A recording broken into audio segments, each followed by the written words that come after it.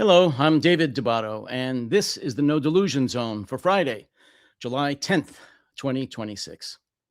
Well, like many podcasters, I'm talking about the aftermath, the review of the NATO summit that just concluded in Ankara, Turkey. And as usual, the representative of my country, the United States, President Trump, embarrassed himself and all of us Americans again. The man is a buffoon. He is a total joke. He is a nightmare on wheels.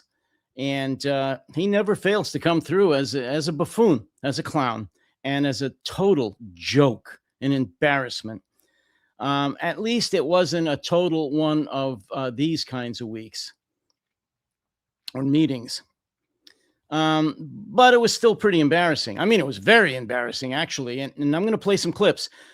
At the end, I'm going to show you that, and I did an article on this before a couple of days ago. And one good thing did come out of the summit. I mean, one really good thing. There's a few other minor things that came out on a positive note, but in my opinion, one very major positive thing, action, came out of Turkey, the NATO summit. I'm going to talk about that at the end of this podcast.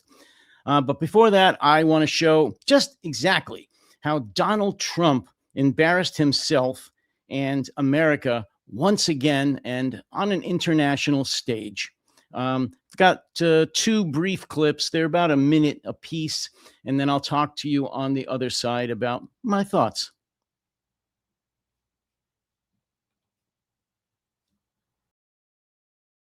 Over the course of the past 2 days, I had a number of excellent discussions with other leaders at the summit and held productive bilateral meetings with essentially all of them. We had dinner last night, just about all of them were there.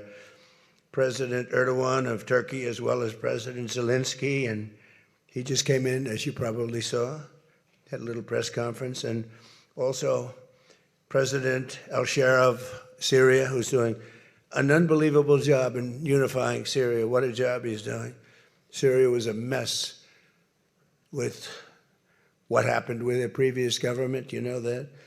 Very dangerous place, and now it's just come together. He's done a fantastic job. People are talking about it. In every conversation, it was clear that America is back, and we're stronger and bigger and better than ever before. We have more jobs, as I said, than ever before. And we're respected again like maybe never before. We are so respected as a country. What an asshole. He's embarrassing. Just a few quotes from this pile of dung that he just talked about. America is back. If anything, we've turned our back on the world, at least on our allies. So we're not back. We're gone. We are so gone. And he also said that America is stronger, bigger, and better than ever. In many, many ways, we're weaker, worse, and the worst yet. We are not respected.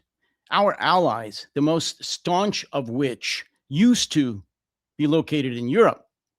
Now, according to most polls, the European people, forget their leaders, the European people have about a 16% respect rate for us. That means that only about I'll give them 20% of all adult people who live throughout Europe respect America anymore. Prior to Trump taking office the second time in January of last year, that hovered around 60%. It always varies. It was never 100%, but it was in the 50-60% range, sometimes as high as 70, sometimes as low as 40, but never as low as it was below 20%. And it's going down because of that friggin' clown that you just heard. So are we back? No, we're actually gone. We're leaving the scene. We have turned over the democratic leadership of the world to God knows who. China would like to say that, but they're certainly not a democracy, but they are edging us out on the economic and, believe it or not, on the diplomatic front. Many people, including in Europe, are looking to China to shore up their economy and to provide them with, I don't know about diplomacy or democracy, but to stabilize things in Europe and possibly, God forbid, even to protect them militarily. That's insane, and it's not happening yet. But what I'm saying is more people now in Europe, our strongest allies in the past century, are now looking towards China for many reasons, economically, diplomatically, culturally, and even militarily sometimes, more than they are America. They're actually turning their back on America because of Trump. He's alienated them. It's not their fault. He's done this to them. That's an Italian gesture, if you don't know. Just disgusting. So that little 1 minute or so speech of his was a disgrace, was an embarrassment. I'm going to play another short clip on a best of Donald Trump. He keeps playing this broken record over and over and over again. And, I get the feeling, as millions of other people do too, that he's not going to let it go until he gets his way. And once you hear this, you'll know what I mean by gets his way. So this is, again, a short clip of about a minute. So just take a listen. And again, I'll give you my thoughts on the other side. And Greenland is very important for the United States, but it's not important for Denmark. In fact, when Denmark was overrun by the Nazis in less than 1 day, Hitler beat them out in 1 day, took over. They asked us to take care of Greenland. In fact, we took Greenland, and then stupidly we gave it back. We shouldn't have given it back to them because we're the ones that need it. We need it for protection of the world, not just the United States. And it's very important. It doesn't help Denmark, but it helps us.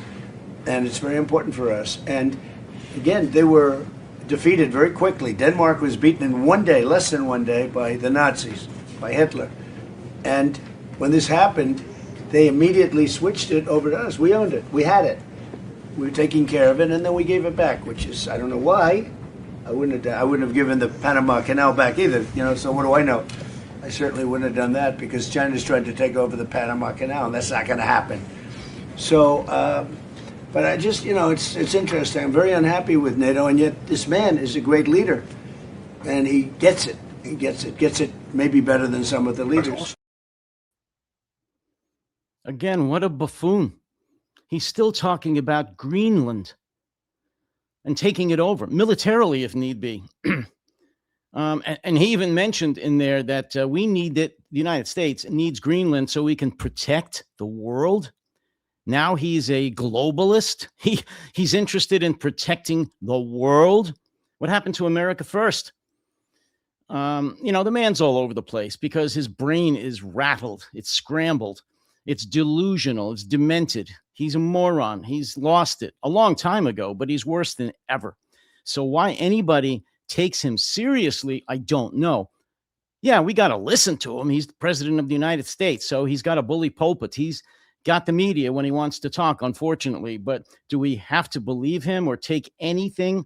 Well, I take that back. We have to take him seriously when he makes threats against Greenland, Iran, Europe, NATO, and anything else like that, as far as striking out militarily, violently. We have to take him seriously then. But in terms of his policy, he doesn't have any. When he talks about strategy, he doesn't have any. When he talks about foreign affairs or international affairs or really just about anything other than striking out at his perceived enemies, he doesn't know what he's talking about. So we should just dismiss it as the ravings of a lunatic, which he is. And in that one brief clip, not only did he talk again delusionally about the need for America to take back Greenland, in just 60 seconds or so, he insulted Denmark twice. I'm sorry, anybody that knows the history of World War II knows what the Nazis did.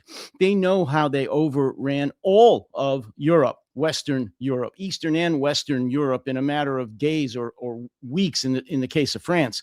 Not very long. Yes, and the Low Countries, of which Denmark is included, was overtaken in a matter of days. They were and still are a very small country with a very small military. And Hitler had been planning this action for years. He had the Wehrmacht and the Luftwaffe. He had a very strong military machine behind him with some of the best generals in the world. So to denigrate Denmark, a strong ally who came to our aid, by the way, during or right after 9/11, which Trump never talks about. He says NATO never backed us up. Bullshit. When he denigrates and insults NATO twice within 1 minute, unnecessarily, there are no words. There are no words for that. I am every day embarrassed to be an American for many reasons, but the primary cause is Donald Trump and his sycophantic, brainwashed cult members in MAGA, 2 or 3 of which were behind him there. Scott Bessent and Marco Rubio, I believe, were standing behind him. 2 of the most hypocritical, brainwashed pieces of crap and traitors we have in America today. Lastly, I'm going to play the only really positive action that came out of the summit, as far as I'm concerned, and that was the deal that was made with President Zelensky in Ukraine for America to authorize the licensing of the manufacturing of Patriot missiles to Ukraine. So I'm going to play that clip for you. That's a little longer. It's almost 2 minutes, but I think it's worth watching and listening to, and I'll join you on the other side. Mr. President, will you allow Europe to make Patriot interceptors in Europe? Are you comfortable with licensing that technology? About what? Patriot interceptors to be made in Europe. And you're talking with respect to Ukraine. Well, we're going to talk about that. You know, look, it's a defensive weapon, which I like, better than an offensive weapon. It's the best. But one of the things I think we're going to be talking about today, a little birdie told me this, about the fact that we'll give them the right to make Patriots. We'll show them how to do it. It's very complex, actually, but you'll figure out the complexity quickly. And we're talking about that, and the company that makes them, which is building now 4 plants, all of our companies will be able to do this in 2 to 3 months. If you order a Patriot, now you have to wait a long time for them. Same thing with Tomahawks. We have a lot of certain equipment, but they call it the elite equipment, and you don't need elite equipment necessarily for a war. But so one of the things we're going to be talking about is we're going to give a license to you to make Patriots. That's pretty cool, right? This way you can't complain that we're not giving them enough. I say, make them yourself. And there you have it. President Trump announcing that the United States is going to license or allow the license to make Patriot missile systems in Ukraine. I think that's terrific. It should have been done years ago. I'm talking 11 years ago when the first invasion happened, but certainly in February of 2022 when the full-scale invasion took place. But it's happening now. The only question I and many, many other peoples have is, when is that going to happen? Like many, many other things that go on with deals, especially with the Pentagon here in the United States, it could take a very, very long time. And Trump is known to drag his feet, to procrastinate, to drag things out for forever. So I'm just very skeptical as to when this is actually going to happen. And with Trump, there's a very real possibility that, I hate to say it, it won't happen at all. I don't foresee that happening. I just have a feeling that this deal is going to go through, but there is a chance he could cancel it. That's just Trump.